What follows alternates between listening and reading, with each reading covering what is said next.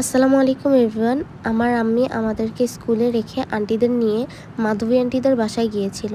মাধবী আন্টির বাসায় অনেক কিউট একটা বিড়াল আছে।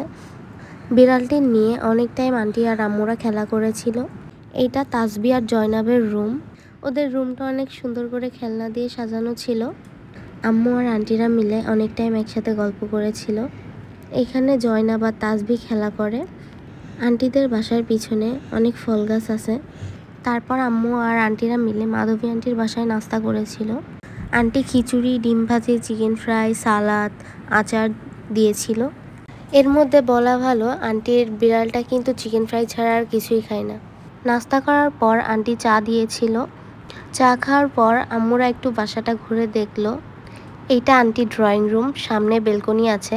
বেলকনিতে আন্টির অনেকগুলো পাখি রাখা আছে। পাখিগুলা দেখে মনে হচ্ছে ওরা একসাথে কথা বলছে, একে অপরকে আদর করছে।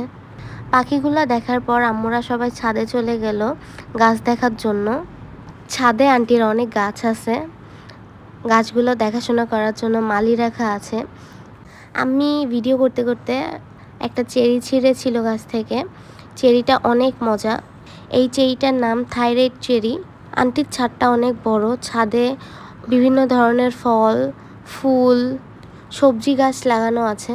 আন্টির ছাদে এখন যে আমগুলা ঝুলে আছে এগুলো 12 মাসি আম। আন্টির ছাদে মালটা গাছ, বেগুন গাছ এগুলাও আছে।